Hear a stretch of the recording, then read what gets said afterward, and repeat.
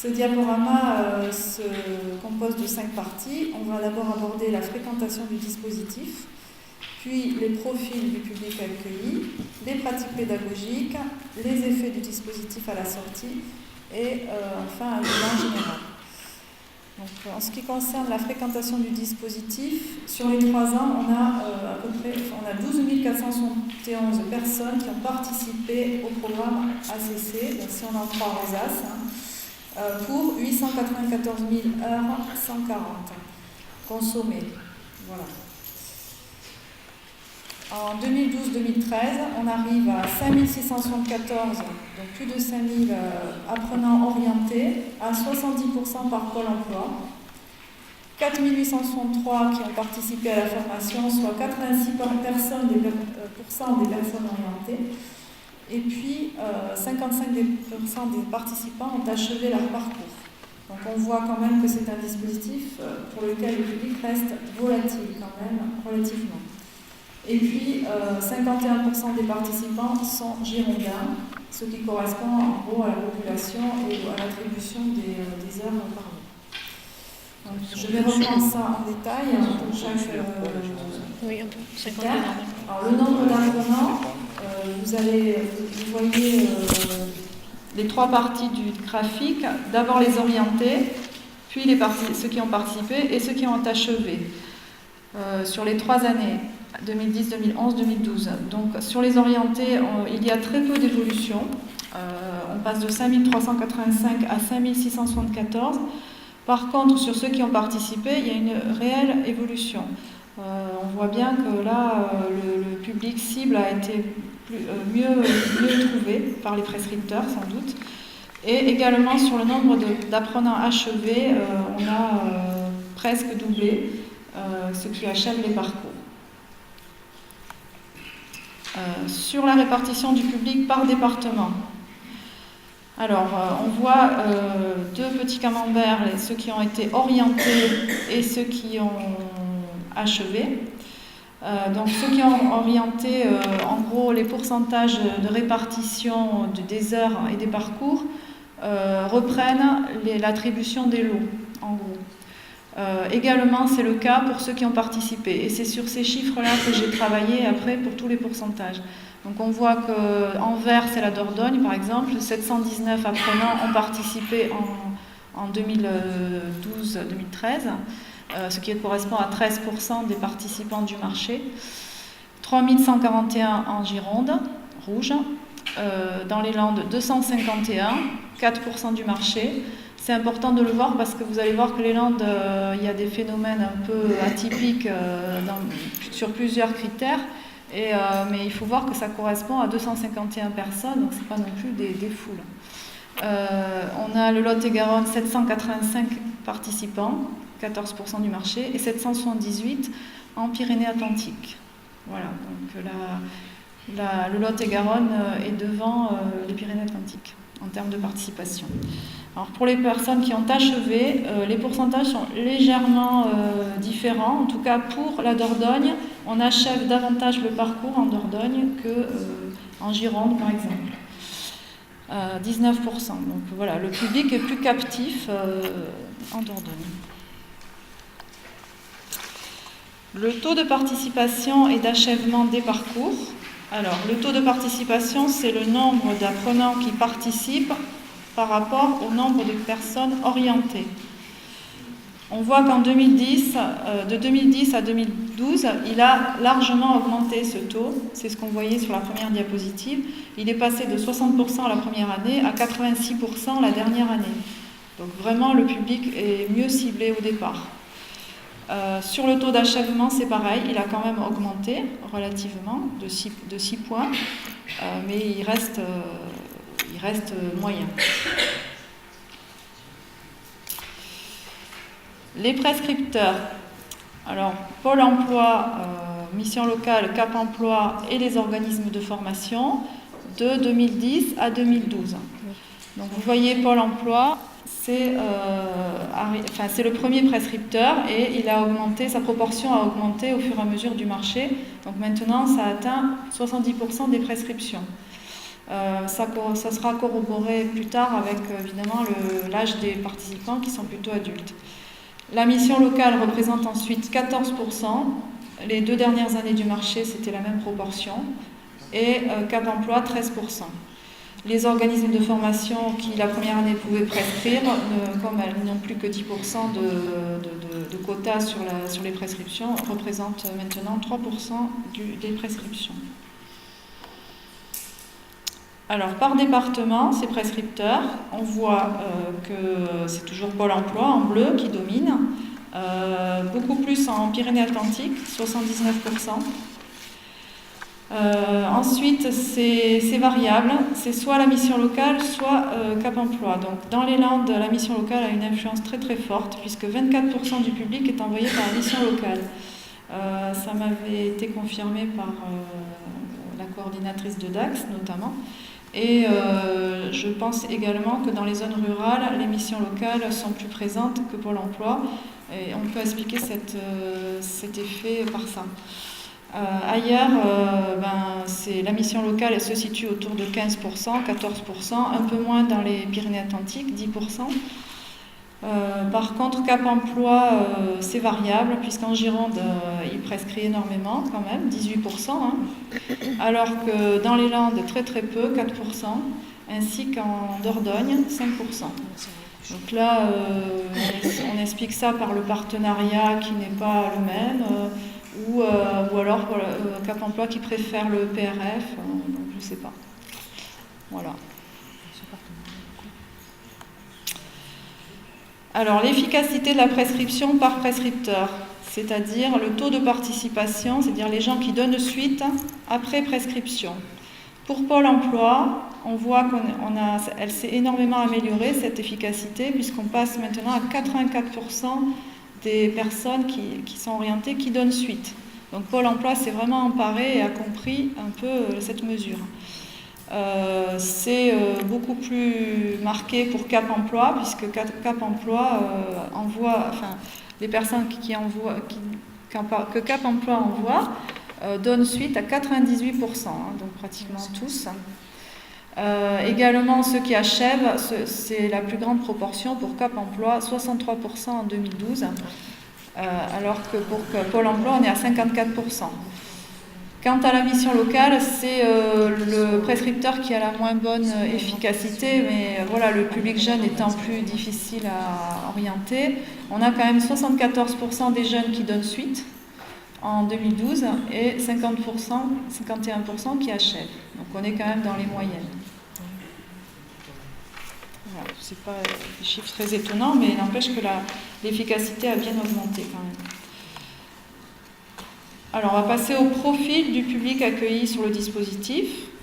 On a toujours une large majorité de femmes, même si elle a légèrement diminué, puisqu'au départ du marché, on était à 75%, on est à 73%, donc c'est quand même près de 30% d'hommes.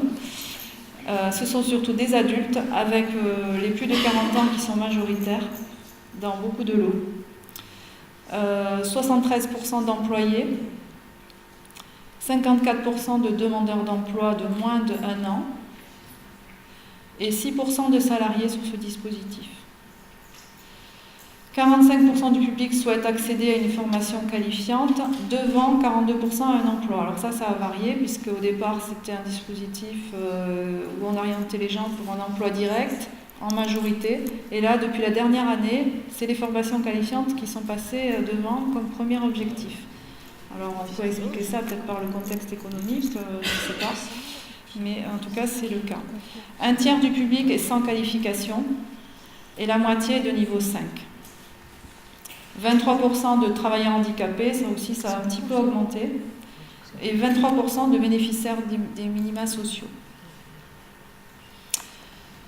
Alors pour l'âge, on regarde par département. Donc vous avez en bleu foncé les 16-25, en jaune les 25-54, donc les adultes, et 55 et plus, bleu ciel. On va regarder à gauche sur l'Aquitaine, donc on a bien 73% d'adultes, 17% de jeunes et 10% de plus de 55 ans. Les plus de 55 ans ont augmenté au fur et à mesure des années, légèrement augmenté, pour arriver à 10%. Les adultes ont légèrement diminué. Voilà. Donc il y a ces deux effets qui se complètent. Ensuite, par département, on a le plus d'adultes dans les Pyrénées-Atlantiques, même si ça a un peu diminué la dernière année. Ailleurs, on est dans les moyennes, dans les Pyrénées-Atlantiques et en Gironde. Ensuite, pour les jeunes, on est autour de la moyenne un peu partout, sauf dans les Landes, puisqu'on a 38% de jeunes, ce qui correspond au prescripteur mission locale. Pour les plus de 55 ans, là, on est partout autour de la moyenne, sauf dans les Landes. Je pense que c'est aussi l'effet qui se compense avec la mission locale. Sur le statut des personnes, donc les demandeurs d'emploi de moins d'1 an, de plus d'1 an en rouge, de plus de 2 ans en orange, les sans-emploi et les salariés en vert. Alors sur les bleus, demandeurs d'emploi de moins d'1 an, nous avons donc 54% en Aquitaine et à peu près dans cette moyenne un peu partout, sauf dans les Landes, puisqu'on est un petit peu en dessous. Dans les Landes et dans les Pyrénées-Atlantiques, on est un peu en dessous de la moyenne. Sans emploi, tu entends pas? Alors sans emploi, je suppose que c'est les personnes qui sont les jeunes, qui ne sont pas inscrits à Pôle emploi. Parce que sinon, je ne vois pas qui peut les envoyer. Voilà. Vu qu'il n'y a que 3 prescripteurs. Et ça peut être également ceux qui sont dans les autoprescriptions. Voilà. Mais comme ça représente très peu de monde.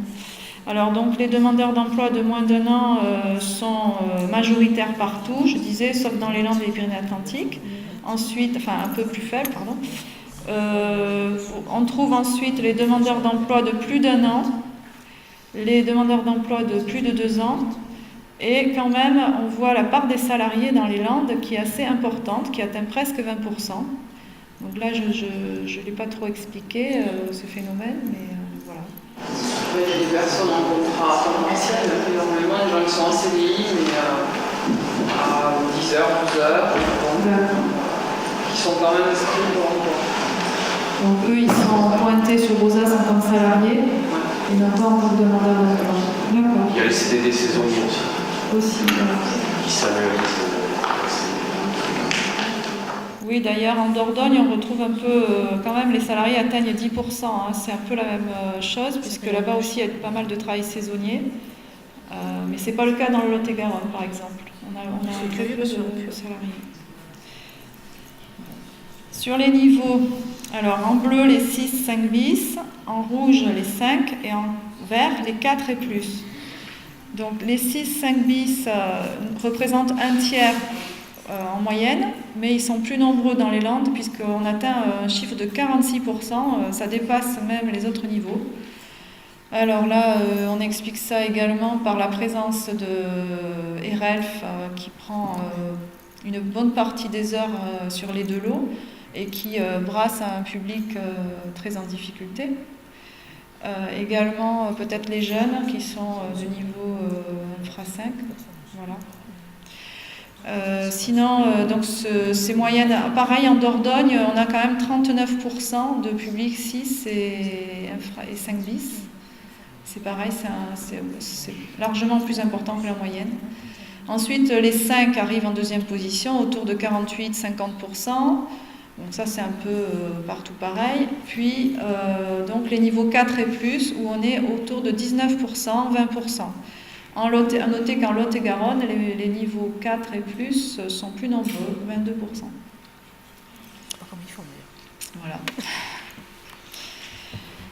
Alors, sur les objectifs, donc comme je disais tout à l'heure, on a l'emploi direct en bleu ciel, la formation qualifiante en rouge, l'accès au concours de la fonction publique en jaune, la promotion professionnelle en bleu, les parcours parallèles à des formations qualifiantes en vert et les SIAE en bleu foncé. Alors c'est assez complexe, mais bon, j'ai repris les critères de Rosas. On va regarder au moins les principaux. Donc l'emploi direct, comme je disais, 42%. Vous voyez que les premiers rectangles bleus sont de plus en plus petits puisque ça a baissé au profit des rouges qui ont augmenté. La formation qualifiante est passée devant l'emploi direct comme objectif. On voit également ce qui saute aux yeux en Aquitaine, c'est les rectangles jaunes qui se sont effondrés. Donc les accès au concours de la fonction publique sont passés à très très peu de pourcentage. Bon, ben ça, il n'y a plus de... Enfin, les concours, déjà, il n'y a plus d'emploi à ce niveau-là. Donc, voilà, mais n'empêche qu'on voit vraiment l'évolution, à plus de 10% jusqu'à moins de 5%. Les SIAE en violet, c'est très très faible partout, un petit peu plus dans les Landes, on est quand même à 5% de SIAE, donc je pense qu'ils passent après par Pôle emploi pour se faire prescrire la formation compétences clés. Les Landes, c'est un peu toujours un peu à part des autres, je vois. Voilà. Et puis donc la formation qualifiante qui est très très présente également dans les Landes. Les travailleurs handicapés. Alors les travailleurs handicapés, ils sont à 23% en moyenne. On voit que depuis la première année, ça a augmenté, mais ça s'est stabilisé à 23%. Alors ils sont très nombreux en Gironde, enfin plus nombreux en Gironde, ce qui correspond à Cap Emploi tout à l'heure, qui était davantage prescripteur. Moins nombreux dans les Landes et en Dordogne. Donc ça, on corrobore avec Cap Emploi. Donc là, je ne sais pas au niveau des partenariats, comment ça peut s'expliquer. Voilà. Ils se sont, Cap Emploi s'est moins emparé du dispositif dans ces deux départements. En même temps, Cap Emploi souhaitait orienter vers le PRF, compétences clés, par rapport à une convention, un contrat avec le Conseil régional. Donc il privilégiait les orientations sur compétences clés.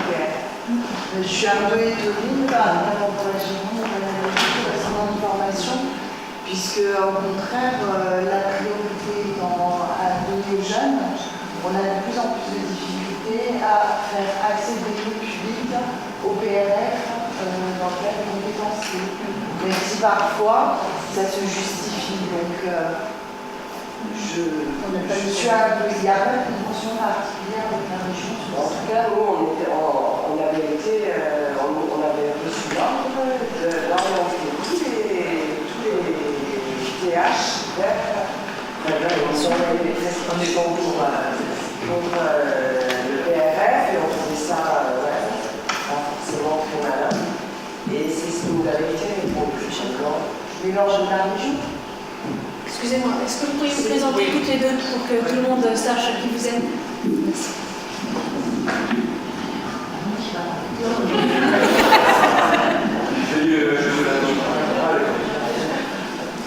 Donc je disais qu'en Dordogne,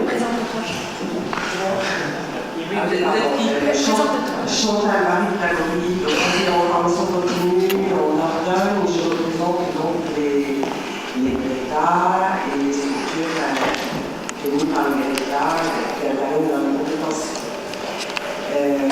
Donc, je disais qu'il y a deux ans, enfin au début du marché, plus ou moins, Cap Emploi, qui est orienté aussi bien sur le marché direct que sur le marché conseil régional.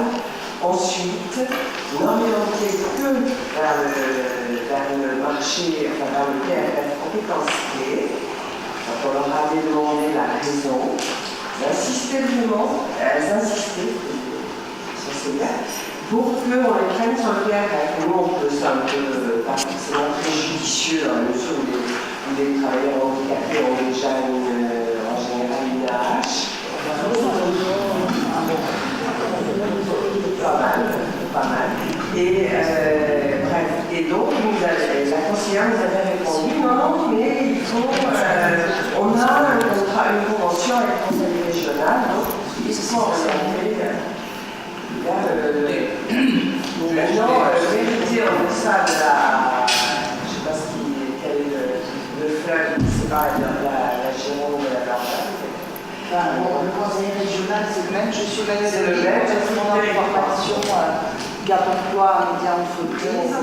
La dernière réunion que nous avons eue avec la région, ce qui a été constaté, c'est effectivement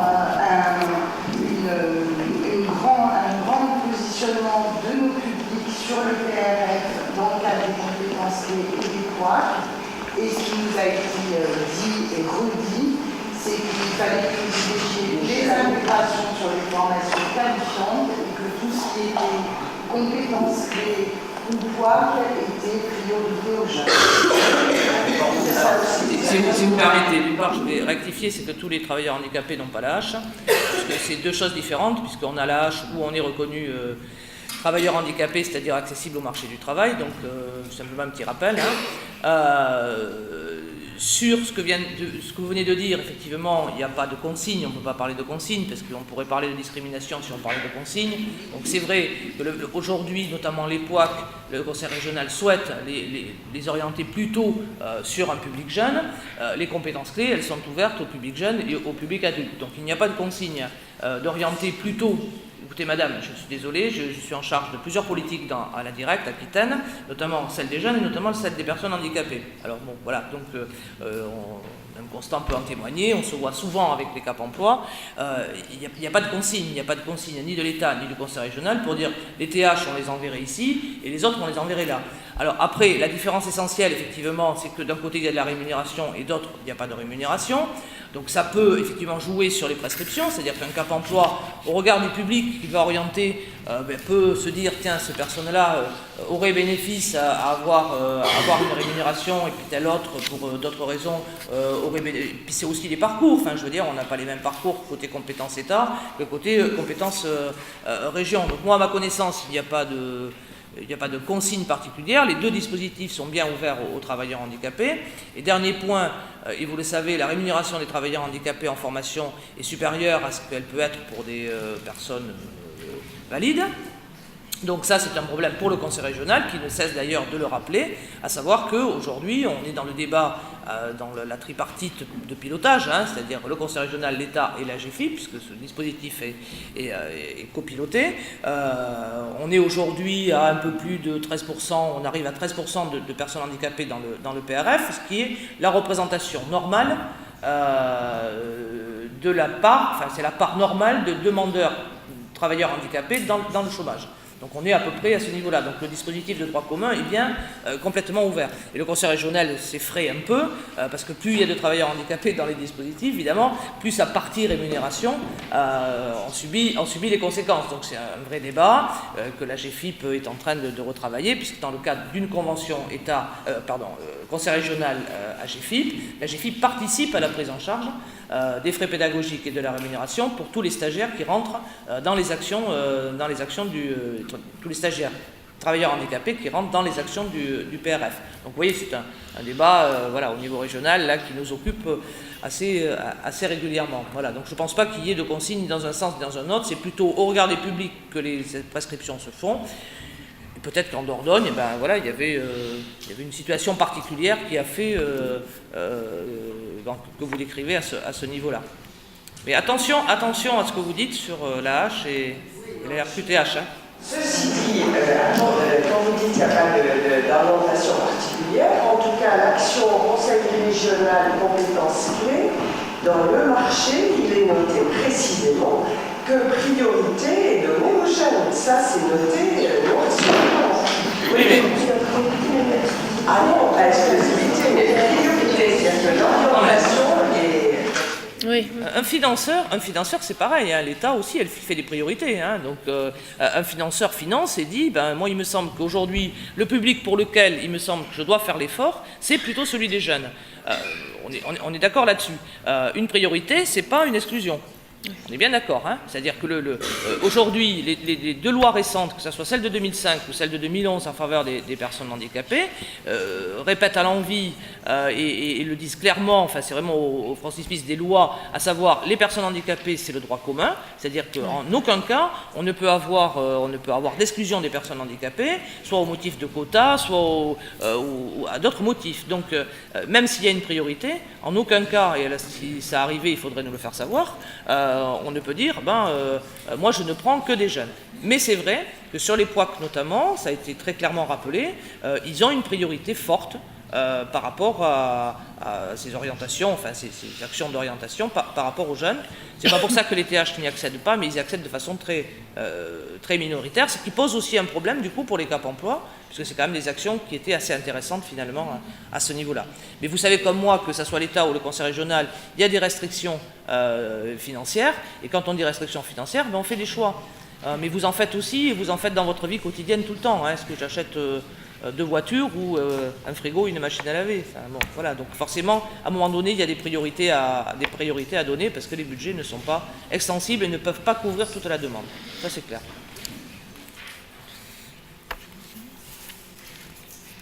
Voilà, donc pour les profils du public, c'est fini. On va passer aux pratiques pédagogiques.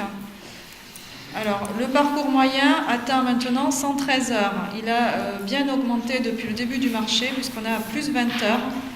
C'est peut-être également dû à l'abondement financier qui a eu lieu la dernière année, où des publics ont pu bénéficier de renouvellement et d'allongement de parcours. La culture générale qui vient également en premier comme compétence clé, puisqu'elle représente près de 60% du parcours moyen. On a un tiers des parcours qui sont des parcours renforcés, c'est-à-dire qu'ils ont au moins 100 heures de formation générale. Ce qui augmente le parcours moyen aussi. Pardon ? Ce qui augmente le parcours moyen aussi. Oui, tout à fait. Et puis, ça corrobore les dires que vous avez exprimés sur vos questionnaires, puisque beaucoup d'apprenants, même de niveau 5, sont en difficulté avec les savoirs de base. Et ça se poursuit, donc on leur prescrit pas mal de culture générale. On voit également dans les pratiques une évolution des pratiques purement individualisées en début de marché vers plus d'ateliers collectifs.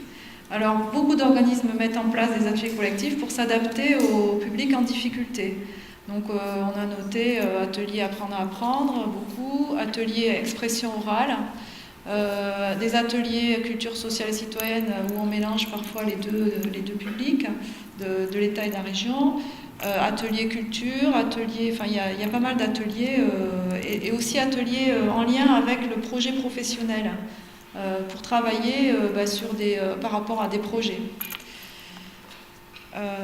Par contre, ce qu'on ressent, c'est une difficulté à préciser le nombre d'illettrés, puisque quand dans les questionnaires, on vous demande de quantifier un petit peu, comme Rosas ne le fait pas, chacun le fait avec son interprétation de la définition de l'illettrisme. Donc j'ai des 2% d'illettrés dans certains endroits et des 49% dans d'autres, pour des organismes qui sont à peu près pareils. Donc c'est un peu où commence l'illettrisme, où il s'arrête. C'est difficile. Donc c'est pour ça que j'ai remis la diapositive que j'avais mise l'année dernière sur le référentiel à NLCI. Je ne l'ai pas remis sur le papier, mais je l'ai mis hier soir parce que je me suis rendu compte qu'il était nécessaire de refaire un point par rapport à ça. Donc la NLCI a proposé un cadre de référence avec 4 degrés. Donc les 2 premiers degrés sont vraiment des situations d'illettrisme, avec la réappropriation des savoirs de base pour le degré 1 et la réappropriation des compétences de base, puisqu'on est avec des gens qui sont plus en prise avec les situations fonctionnelles de la vie courante. Donc là, les 2 premiers degrés, on a vraiment des situations d'illettrisme. Les degrés 3 et 4, les personnes sont plutôt en remise à niveau, même si elles ont besoin de remise à niveau sur les savoirs de base. Puis après, on est hors NLCI. Tout ça, ça correspond, c'est d'après la NLCI, on avait mis des paliers de niveau. Donc le degré 3, fin du degré 3 correspondrait au CFG et fin du degré 4 au brevet CAP. Donc en face, j'ai mis les niveaux de qualification, même si on sait que des fois, il y a parfois des niveaux 5 bis qui ne sont pas illettrés et qui se débrouillent très bien, et des niveaux 5 qui peuvent être en difficulté d'illettrisme, donc qui ont passé les diplômes et qui les ont eus grâce à des matières non générales. Donc voilà, donc pour évaluer le nombre d'illettrés, c'est assez large, c'est pas évident, ça je le conçois, mais on a un dispositif qui aurait plutôt les degrés 3 et 4 de public, les publics présents seraient plutôt les degrés 3 et 4, même s'il y a parfois des personnes de degré 2 qui se situent plutôt dans les structures de proximité, qui sous-traitent parfois. Quant au degré 1, on en a très peu parce que ces personnes, d'abord, ne fréquentent pas Pôle emploi forcément et du coup ne peuvent pas être prescrites. Et ça, on le relève constamment. Elles sont plutôt suivies par les structures sociales. Et du coup, elles ne peuvent pas fréquenter ce dispositif. Par contre, elles se retrouvent parfois plutôt sur le compétences clés région. Je ne sais pas si vous avez des réactions, mais voilà, il fallait faire un point sur l'illettrisme, puisque c'est un dispositif qui en a fait aussi sa priorité, la lutte contre l'illettrisme. Voilà. Alors, le parcours moyen, en Aquitaine, comme je vous ai dit, c'est 113 heures en 2012. Il est passé de 89 heures au départ à 113 heures. Il atteint même 133 heures dans les Landes les 2 dernières années. Donc là, ça s'est stabilisé sur des parcours assez longs. En moyenne, c'est 133, donc on imagine qu'il y en a qui dépassent largement. Il est également assez long dans les Pyrénées-Atlantiques avec 129 heures. Voilà, le moins long, c'est donc en Lot-et-Garonne, voilà, 98 heures à la dernière année. Donc on voit qu'il s'est rallongé un peu partout, sauf dans le Lot-et-Garonne où il y a une légère baisse. Donc je suppose que c'est au profit du nombre de parcours. Voilà. Sur les domaines de formation. Alors, en rouge, c'est la culture générale. Vous voyez que le rouge domine partout et encore plus dans les Landes. Vous avez le bleu, c'est la bureautique. Bleu-violet, c'est la bureautique. Donc, c'est la deuxième compétence qui est travaillée. Elle est en baisse un petit peu partout. Voilà. Et puis, en vert, on a l'auto-formation guidée.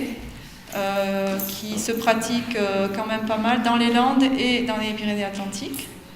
Et puis en jaune, on a l'anglais. Voilà, au milieu, un petit peu d'anglais, pratiquement inexistant dans les Landes, ainsi que dans les Pyrénées-Atlantiques, puisque là-bas, on fait de l'espagnol, j'ai vu. Les parcours renforcés, donc ceux qui comportent au moins 100 heures de formation générale. Ils ont augmenté légèrement tout au long du marché pour passer de 30 à 33% en moyenne. Donc l'augmentation se voit bien en Gironde et dans les Landes. Par contre, la proportion de parcours renforcés est plus importante dans les Landes. Donc ça correspond aussi au parcours moyen plus long. Qu'en Gironde, par exemple, où les parcours renforcés ne représentent que 29% des parcours. Alors, par prescripteur, voyons le nombre de parcours renforcés par prescripteur. Qui prescrit des parcours renforcés? Donc, le premier, c'est la mission locale. Pour ces jeunes, puisque 51% en 2012 des parcours prescrits par la mission locale comportent plus de 100 heures de formation générale. Ensuite, c'est plutôt Cap Emploi, même si c'est en diminution par rapport à 2011. Et puis, Pôle Emploi, 31%. C'est les organismes de formation. Excusez-moi, c'est pas Cap Emploi. C'est les organismes de formation, quand ils peuvent avoir la main sur la prescription, qui prescrivent des parcours plus longs, puisqu'ils ont repéré des personnes en difficulté. Par contre, Cap Emploi également, les parcours renforcés ont augmenté puisque maintenant ils sont à 26%, même si c'est le dernier, le prescripteur qui en prescrit le moins, ça a augmenté quand même pour ces prescriptions. Je pense que sur Cap Emploi, il y a des reconversions professionnelles pas mal, notamment en Dordogne et dans le Lot-et-Garonne. On m'a signalé des lots où il y avait pas mal d'usines qui avaient fermé et des reconversions, des personnes qui sont prises en charge par Cap Emploi. Et ce qui pourrait expliquer aussi pour eux le travail de la culture générale autant que la bureautique qui pouvait être une des principales compétences prescrites par Cap Emploi. On passe à l'effet du dispositif. Donc en 2013, à la fin du marché, sur 668 apprenants contactés, sur les 4800 du début, 668 ont pu être contactés. Donc ça, j'entends bien dans les questionnaires qu'il est difficile de contacter les gens 6 mois après. Soit ils ont changé de numéro, soit on n'arrive pas à les joindre. Et du coup, on ne peut pas avoir la réponse et on ne peut même pas indiquer qu'ils n'ont pas pu être joints. Donc voilà, donc on a un petit nombre d'apprenants sur lequel on a des réponses. 44% de sorties positives, c'est-à-dire emploi ou formation qualifiante. Ouais, c'est ça. 12% de poursuites sur des compétences clés. Donc là, je suppose que c'est les compétences clés région, parce que sinon, vous ne le précisez pas dans Rosas, quand c'est une suite de parcours. Et 40% de demandeurs d'emploi, et puis 4% de personnes sans emploi, donc qui ne s'inscrivent pas.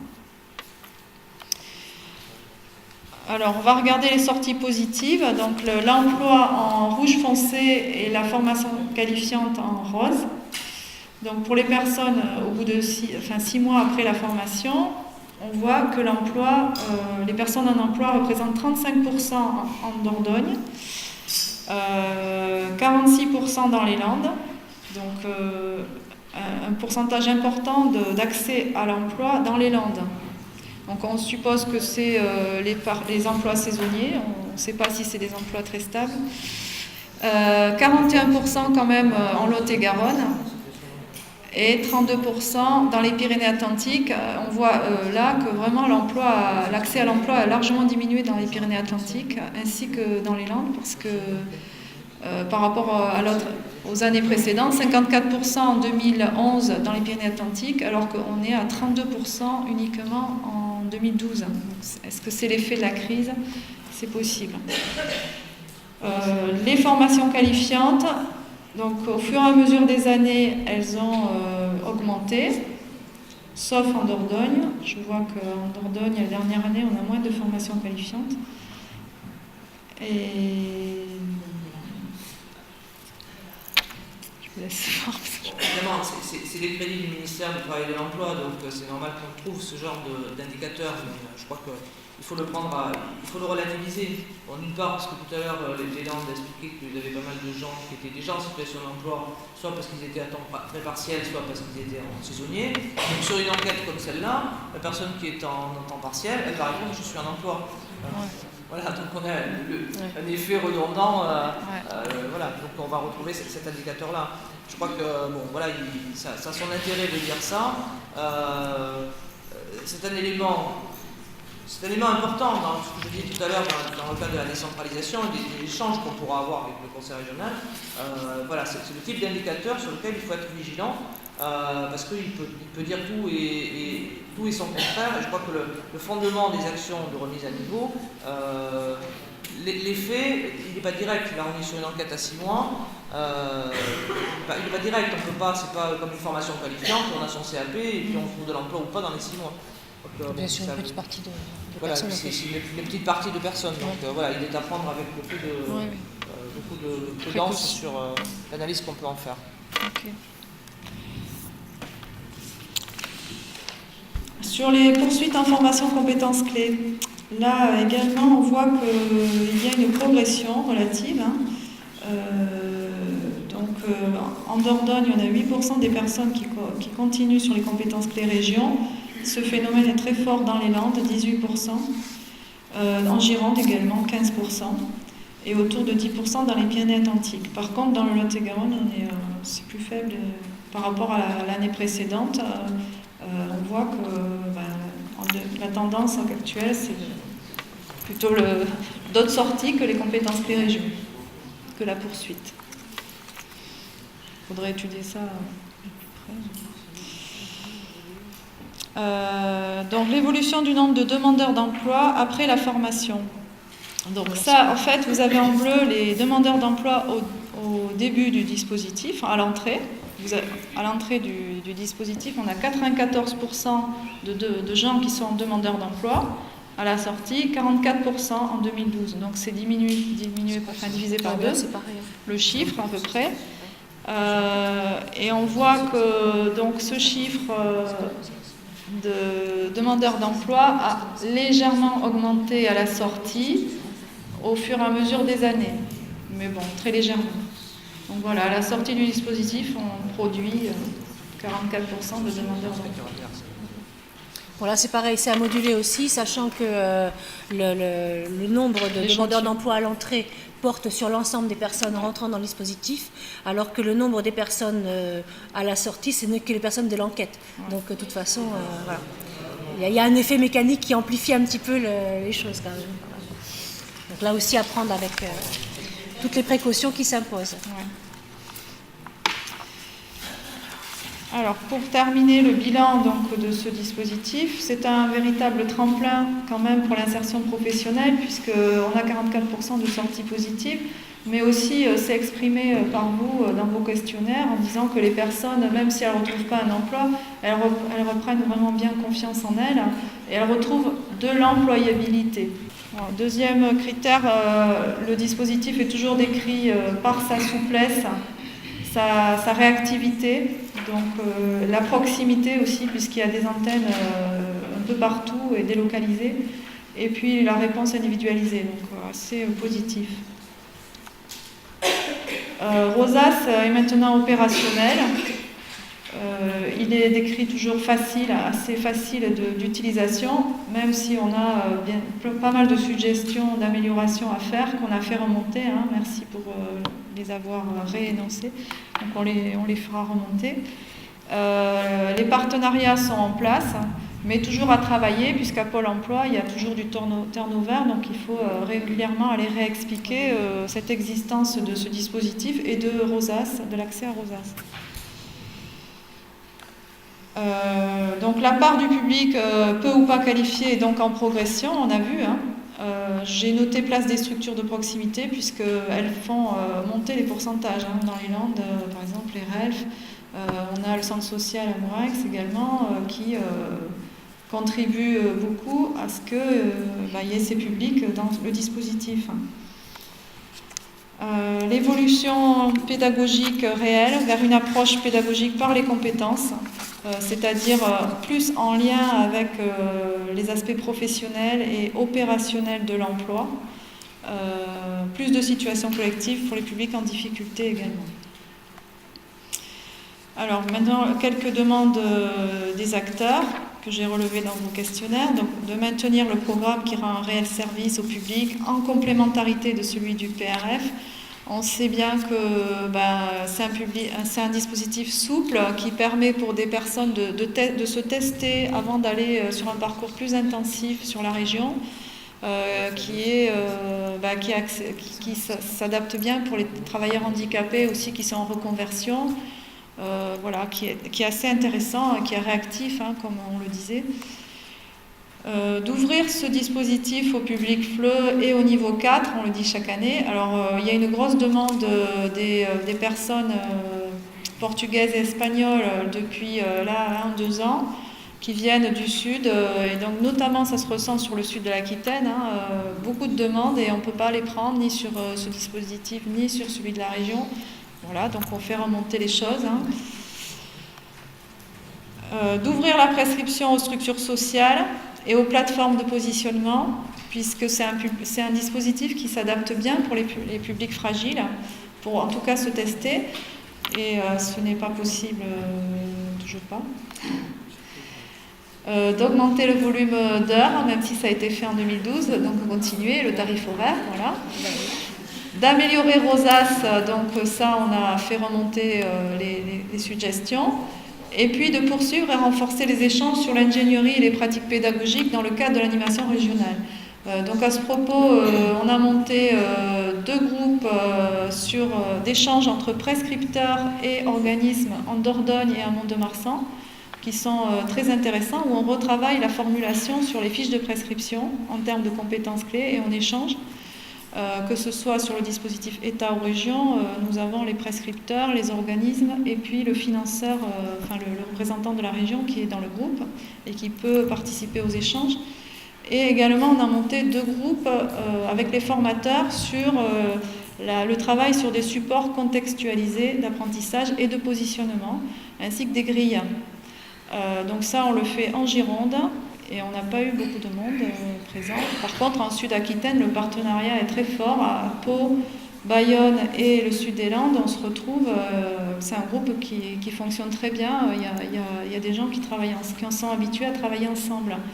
C'est un peu moins vrai en Gironde, on a du mal à retrouver cette synergie de travail en commun. Donc ça, on comptait le monter l'année prochaine du côté de la Dordogne et Lot-et-Garonne, on verra si ça répond. Voilà, puis n'oubliez pas, on a des catalogues et des propositions toujours sur notre site et qu'on vous envoie.